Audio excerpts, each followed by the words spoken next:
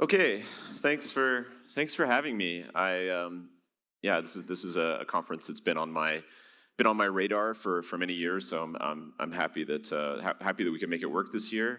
And in this talk, I'm going to be sharing some ideas from the work that I've been doing over the last 10 years or so, and connect that with the Python data science ecosystem, the Pandas project, and how I got started in doing open source about 15 years ago. So, so most of you are probably familiar with the Python Pandas project, which was one of the key projects that helped kickstart the data science ecosystem for Python. My book, Python for Data Analysis, which is now in its third edition.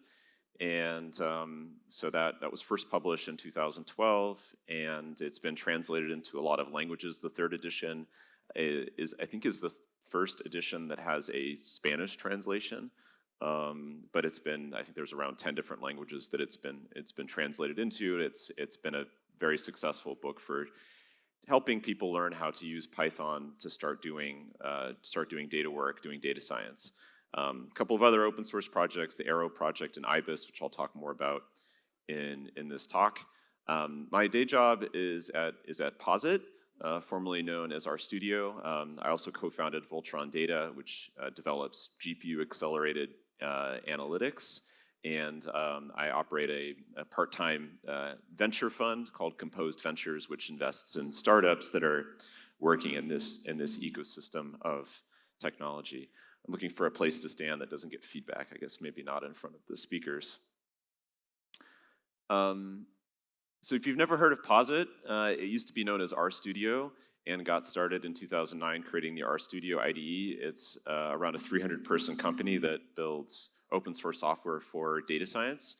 And it is not a nonprofit, but it is a certified benefit corporation in the United States and has no plans to go public or to be acquired. So it intends to remain an independent company with the mission of producing open source software for polyglot data science, which very much aligns with my interests in my development work. So I want to motivate the ideas in this talk by talking about a pretty simple Python code example. Many of you, I'm sure you've used Python or you use other programming languages. And so if you think about the life cycle of an analysis project, you import your libraries like Pandas, you read a data set, maybe you have data in a CSV file or in a database, and then you do some data transformation and some analysis. So here it's very simple. It's a data about flights. I add a new column, and then I do a group aggregation. And so if you think about, if you were sitting down to build this code to do all of this from scratch, there's a lot of details involved in making this work that you may not think very much about because it just works. You import it on your laptop and you write these lines of code and it just works. But under the hood, there's a huge amount of details involved with making this code work. So we have to think about, how do we read these file formats? Maybe this database, how do we interact with this database? When we read the data out of the CSV file, where do we put it? So we need data structures to represent that data in memory. If it's taking data out of a database, we have to deal with how we convert from the way that the database driver returns the data to us and then transform that data into our in-memory data structure, which in this case is a Pandas data frame. And then with all this code, we have a lot of analytics and algorithms for implementing these data transformations. And so if you were working in R, you could do the same thing in R with very similar looking code. But this R code and this Python code have almost nothing in common at the code level. They do the same thing, but two sets of developers who weren't working together implemented all of the exact same stuff to make this code work and produce the right answer. And so you might say to yourself, well, it sounds like a lot of wasted effort. Shouldn't there be a way that, no matter the programming language, we could share computations, we could share data structures, and we can make it easier for people to build these types of libraries. Now, if you were writing SQL, you could write this code in SQL. I haven't tried running this SQL. No, it looks like I made an error, but you'll forgive me. And there's many different databases that could execute this query happily for you at many different data scales.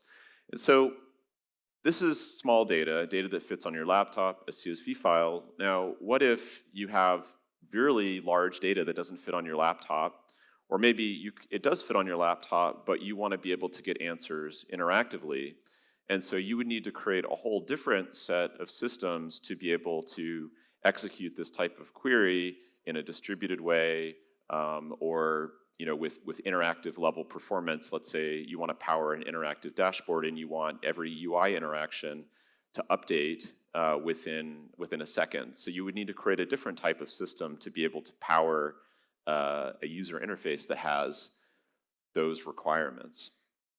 So it's not surprising that the first generation of internet companies had to create systems to process very large data sets. And Google being one of the obvious examples, they published the seminal MapReduce paper in 2004 about how to do big data processing on large clusters of commodity hardware. And so this paper was published in 2004. Engineers at other companies like Yahoo read the paper and they started re-implementing this as open source projects, and that became the Hadoop distributed file system, which was patterned after Google's internal GFS distributed file system, and the Hadoop project, which was the first distributed processing big data project that achieved mass adoption. And so the key idea in this era was separating storage from computing, because we had database systems at Oracle, and there were open source databases like PostgreSQL and others. But the key idea of the MapReduce paper was, let's have this general purpose distributed file system for storing files and binary data, and then let's create compute engines that can all, quote unquote, party on the data. So you bring your compute, and all the data is in the distributed file system, and so you can use many different computing engines to process against that data. And the thing that everyone was primarily concerned with was scalability. So you want to be able to process the data no matter how big it is. And there were other problems with kind of this first iteration of technologies. They achieved scalability, and I'll talk more about this, but they were slow. And so after about nearly 10 years of working on the Hadoop-based systems, people started thinking, well, what can we do to make things faster? And so one of the major trends was moving to a distributed in-memory computing model rather than snapshotting intermediate results from computations back to the distributed file system. Another major trend is that software vendors, and the cloud vendors in particular, shifted from building proprietary software stacks and developing projects to taking off-the-shelf systems, customizing them for their needs, and focusing on making money through the delivery of services. And we see that with Amazon Web Services and Azure and Google Cloud. We also saw an emergence of open source standards to make building these types of systems a little bit easier, and so that's what the rest of this talk is about.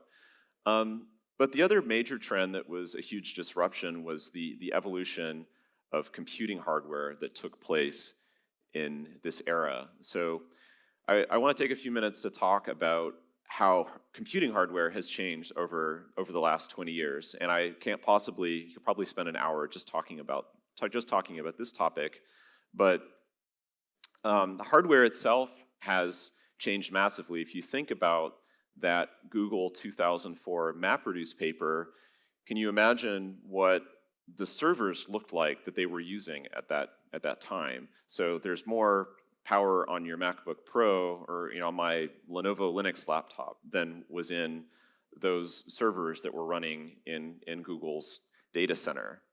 And so this chart that I cribbed from the internet, so this chart only goes back to 2010, but these are CPU core counts in 2-socket servers. So these are multi-CPU server systems running in the data center. And in 2010, with Intel architecture, you could have 8-core systems. On AMD, you could have more cores. And now in 2023, we're getting over, I guess in 2022, you could have a 96-core AMD server system. And this is an order of magnitude change in the number of CPU core counts. And in 2022, the latest AMD EPYC architecture, I'm interested to see what the new ones this year look like, but you can get a single socket CPU with 96 physical cores. It has almost 400 megabytes of L3 cache. Yeah, it has pretty epic power draw. Where is it? 360 watts. But you can put 2 of these in a server and have a single system with 192 physical cores with hyperthreading. That's 384 simultaneous threads running on the processor. So if you think about the servers they were running in 2004, a system with 2 of these processors in it is, as big as some of these, 30, 32 or 100 node clusters that Google was using in 2004. And so you might say to yourself, well, do we really need distributed computing when you have a system this powerful? And at the same time, there's been a similar exponential improvement in disk performance. So also in 2004, they were used spinning disk, we call them, spinning rust hard drives. And so if you think about the evolution in read and write performance, as well as I/O latency in these hard drives, so the Google folks 20 years ago, they were looking at 100 megabyte per second reads off of spinning disk hard drives, and now, again, in your laptop, you've got a NVMe solid state drive that can read at 7 gigabytes per second. And so not only that, but from a seek and I/O latency standpoint, we've also seen 100x reduction in I/O latency and the number of seeks per second that you can perform on these disks.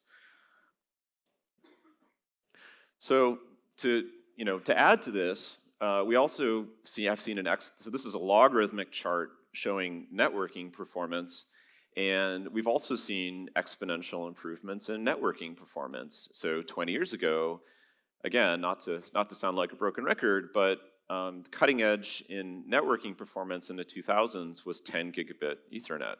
And so the first generation of InfiniBand was 10 gigabit. Now you can have 10 gigabit networking in your home. And so that's exponentially improved. It's very uncommon to see 400 gigabit Ethernet in data centers. Although now, with GPUs and the things that are happening, even 400 gigabit is not fast enough. And so we're starting to talk about, we can start to think about terabit networking in modern clouds and data centers. It's pretty mind-blowing to think about. And so if you go on AWS, you can happily, if you bring your credit card, Amazon will happily serve you up this P5 48x large cloud instance at a moment's notice with 192 virtual CPUs, 8 NVIDIA H100 GPUs. You might have to compete for this one actually, since it's in high demand. Extraordinary amount of bandwidth, direct bandwidth from GPU to GPU in a cluster of these things. It's just incredible the change that's happened in the last 20 years. And kind of a last dimension that's also pretty crazy to think about is when you look at the evolution of accelerators, so graphics cards and other types of custom silicon that are being created to accelerate specialized computing workloads. And so with GPUs, back in 2016, but from 2016 to now, we've seen more than a 4x, almost a 5x increase in the number of core counts, CUDA core counts on GPUs. And so Moore's law has, to an extent, CPU core speed hasn't been increasing that rapidly, but core counts are going way up, and that trend will continue as the silicon engineers continue to innovate and build denser and denser silicon. And so this has led some in the data community to start making these grand pronouncements like big data is dead. And the idea of this big data is dead statement is that the definition of big data has changed significantly because of this evolution in computing hardware. So you can fit much larger data sets on a single node. So in many cases, there's no need to do distributed computing when you can fit all of the data on one machine and you have the fast disk and you can get fast bandwidth to your storage. You've got fast disks locally. You've got high core counts. And so modern servers have become supercomputers where there's no need to build distributed systems. And so rewinding a little bit, so there was a paper that was written in 2015 by some ex-Microsoft research engineers that ruffled some feathers in the database community called Scalability, but at what cost? And so it was a discussion of the the generations of big data systems that had been created up till that point. And the idea was that by creating a distributed system that would scale, you introduced a lot of overhead into processing. So you achieved scalability, but at a cost per byte processed. Like there was so much overhead associated with the coordination between nodes, like transferring data, and all the details with building this scalable distributed system that you added a lot of bloat to the system. And so the cost per gigabyte processed was much larger than what you could implement at the single node level if you were creating like really finely, carefully implemented single-threaded code running on your laptop or running on a server. So kind of the key quote from the paper is that the published work on big data systems details their impressive scalability, but few directly evaluate their absolute performance against reasonable benchmarks. So to what degree are these systems truly improving performance as opposed to parallelizing the overheads that they themselves introduce?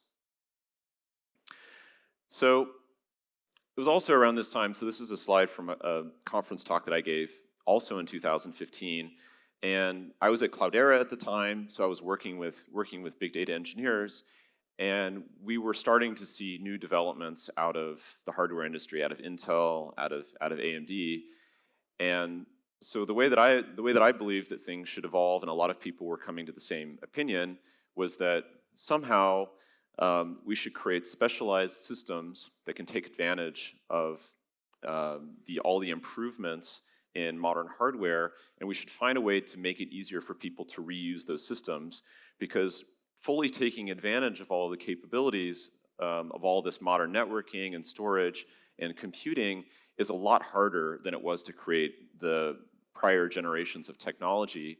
And so by working together and creating more reusable components and systems, we could achieve better, more consistent progress in the future. So it wouldn't be productive, like I was showing, like everyone re-implementing the same thing multiple times. Like if we could figure out how to share technology, we could solve the problems really well once, and the ultimate solution that we deliver would be a lot better and a lot more impactful. And so I started to think about what this would look like for the data science community, and there's this concept of creating a shareable data science runtime that is accelerated, that can take advantage of GPUs, that can take advantage of multi-core systems, that has all this fancy stuff. But the question is, this sounds great, like let's build this, but once you get down to the details, it turns out that it's pretty complicated to actually pull it off. And so one of the key developments that we've done to make this more feasible is that we realized we needed to create a language-independent data representation for data frames and for tabular data that would enable us to, firstly have an invariant, like a data representation that doesn't change from programming language to programming language. And that would also serve as the constant across different types of computing systems. So rather than having to re-implement algorithms whenever you move from one environment to another, people could focus on building really high quality, accelerated algorithms and computing code that focused on processing this one data format that we could use from system to system. It turned out that in the database community, there were some similar rumblings. And so if we go all the way back and think about that example of from Python reading data out of a database system, the old way of building databases was that you had one big monolithic database. Often in the early days, you would buy an appliance from Oracle or IBM. You would take that appliance and you would put it into your server room, and then everyone in your organization would insert data into that big database, and you would send it SQL queries, and it would give you results. But what happened with the adoption of blob storage and the cloud and kind of this disaggregation of storage and compute is that now we have a whole set of systems that need to be able to pull large quantities of data out of database systems so that you can do machine learning on them or some other statistics or some other type of data science workload. And so the database community, so at CWI in Amsterdam, wrote this paper about how databases haven't designed themselves to enable this fast bulk export. And so they described it cheekily as don't hold my data hostage. So don't make it expensive for me to export large amounts of data for a database system.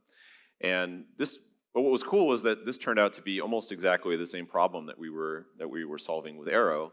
And so kind of at this time we had this opportunity to bring together the data science and the database worlds to collaborate at this intersection of data interoperability and code reuse across different systems.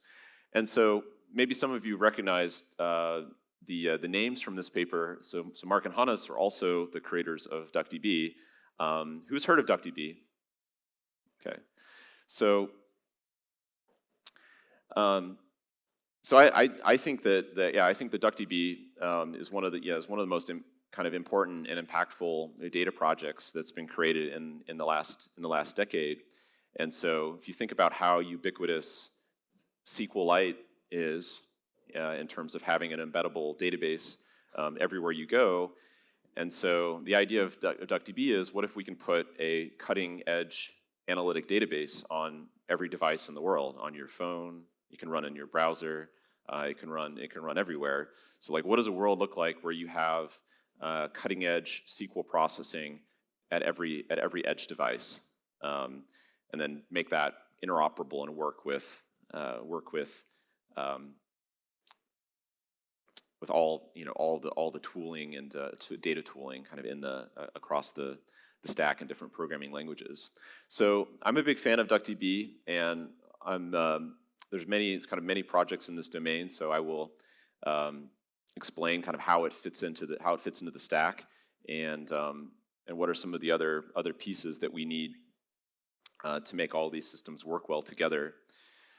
So after a period of 7 years or so working on Arrow and starting to build out the peripheral ecosystem of libraries and tools that we could use to build systems that are powered by Arrow, I collaborated with folks at Meta, formerly Facebook, to write a paper last year called the Composable Data Management System Manifesto.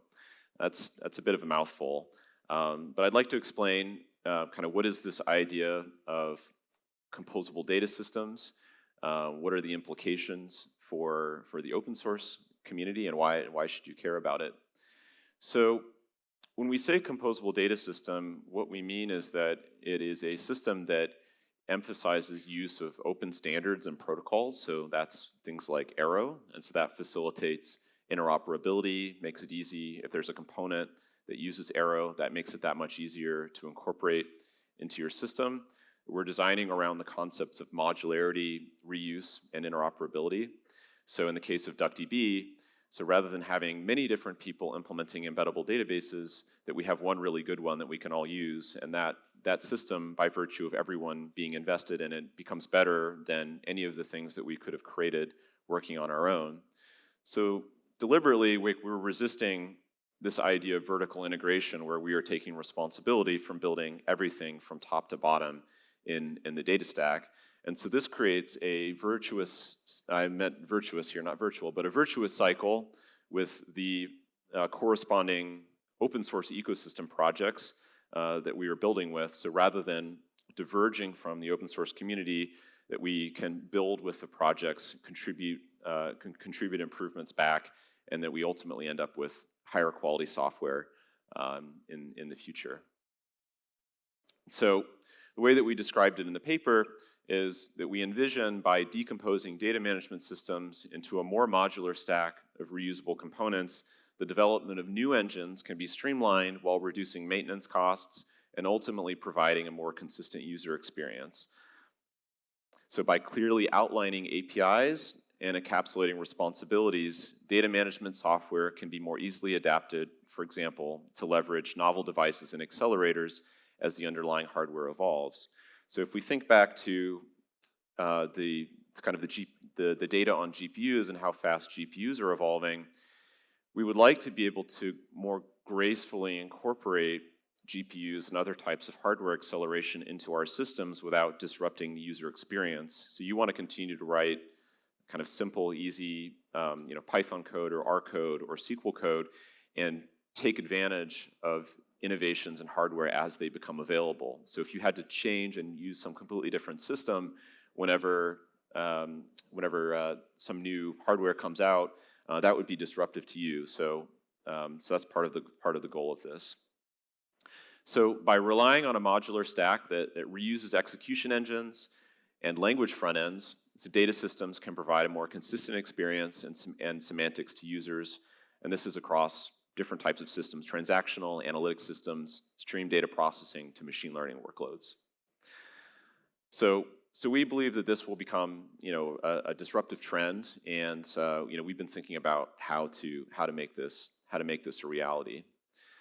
So there've been a variety of projects, some of which you may be familiar with, across different layers of data systems, from protocols like Arrow, which facilitate interoperability, data transfer, that give you a stable data plane to implement systems against. But we've also seen many new open source projects in some modular query engines like DuckDB. Velox is a meta project. In the storage layer, we have multiple solutions for open source data lakes built on open standards: the Iceberg project, Apache Hudi, and Delta Lake. And so this has really helped make the disaggregated storage layer and to make large-scale data management in blob storage a lot more straightforward and scalable, so that systems can also deal with inserts, updates, and deletes against large, slow-moving data sets in object storage. There's some other parts that are important as well, things which you may not need to be too worried about on a day-to-day basis, like query optimization. But we're also seeing innovation in query interfaces, so not just SQL, but also things like Ibis and dplyr, which provide a decoupled data frame-like API for building queries that are independent of the backend that they execute against. So there's some other pieces of the stack that we care about as well. We need to be able to do general purpose distributed computing on clusters. There are some other layers that I haven't worked too much on, but I know are very important, like ETL modeling. Any DBT users in the audience? That's become a big deal in recent times as people are building ETL platforms on top of all of these open source projects. So there's a lot of things involved with building a productive data platform. And so what we're seeing now, to bring all these together and look just at the problem, going back to the "don't hold my data hostage" question of how do we build database systems that are designed to take advantage of all of this new technology. And so we've created a couple of helper technologies to make it easier to have Arrow-enabled database drivers, so that we want to enable databases to give us data directly in a format that we don't have to further transform or convert, that's ready to be imported into DuckDB or into Velox or into Data Fusion or any of these systems in the Composable umbrella. And we also want to make it easier for databases to adopt and incorporate this technology directly into their databases. So we've done that through the ADBC project and the sub-project and Flight SQL. And so the way that you can think about this, I'm sure that many of you are familiar with JDBC and ODBC. So these are the long-standing API standards for interacting with database drivers. So if you're a database vendor, you implement a JDBC driver, an ODBC driver, you ship those to your customers, they install them, and that's how they interact with your database system. But JDBC and ODBC have a data interface that you have to read and serialize or convert into your data structures in your application. And so there's overhead associated with reading data out of JDBC or reading data out of ODBC. There's also some native database protocols. So Postgres has its own native database protocol, so does BigQuery and many other databases. And so what we're enabling with this technology is to create a world where client applications can fully bypass that intermediate layer and get data out of storage, out of database systems directly in the format, their native format that they are then processing in one of these reusable high-performance execution engines. And so that gets rid of a whole layer of slowness in applications, improves network performance, and ultimately results in lower computing costs and happier users. So if you take a further look at the paper, we talk about kind of in the context of building a complete system, like all of the different components that you have to think about in terms of execution engines, distributed processing, query optimization, and language front ends. And there's still a lot of work to be done, but we've definitely made a lot of progress in making it easier to swap out pieces and to incorporate, for example, if you have an execution engine that can take advantage of GPU acceleration, so that's one of the things that we've been building at Voltron Data. And so we want to make it easier to pick up those new systems and plug them into an existing data stack, and that we're hoping that more and more folks in the open source ecosystem will build with this composable mindset the umbrella, the tent gets bigger, and we have more and more modular and reusable components to choose from when we are building new data solutions. So very excited about these new modular execution engines. DuckDB, as I mentioned, Data Fusion started out in the Arrow project, but has now spun out into a new Apache project. We have Polars, which is an awesome new data frame library for Rust and Python, which you can use as an alternative to pandas. One cool thing that's happened here before I run out of time, I've got a few minutes. So is that we're starting to see existing projects like Spark being accelerated with these new modular execution engines. So Meta has been using Velox, their new columnar engine, to accelerate Presto, to create Prestissimo. At Apple, they started a new project called Comet to accelerate Spark with Data Fusion, so that's with Rust. Intel and others have been working on accelerating Spark with Velox, and so I expect that we'll see more and more of these modular acceleration projects. So kind of as a last topic to close out the talk, in general, I think our goal with all of this is we don't want people to be locked into using a particular vertical stack of technologies when they're executing queries, because the reality is that data comes in all different shapes and sizes, and you should be able to choose the system to process your data that meets your performance requirements, that meets your computing cost requirements. You might have a query that you want to be really cheap, but you don't care how fast it is. But if you want it to be fast or be low latency and you're willing to pay for it, you want to be able to make that choice. And yes, you can do a lot with DuckDB, back to Jordan Tagani's statement about big data being dead. So you can work with 1 terabyte data sets very easily on a large machine with DuckDB and have no need for any other data processing system. But real big data does still exist, and if you can switch from working at smaller scales, data that fits on one machine, to working with truly big data on a distributed cluster with less disruption to your workflow, that would make you a great deal more productive. It's hard to do this. There's a number of barriers to creating this utopia of a multi-engine data stack that we can easily switch data scale, switch execution engines. One thing that's hampered multi-engine data stacks is the fact that SQL, despite being a standard is not actually portable. So there are variations in SQL from system to system. Also, deciding what query engine to use to process your data is non-trivial, and so it may not be obvious which system is going to deliver the best performance or the best efficiency.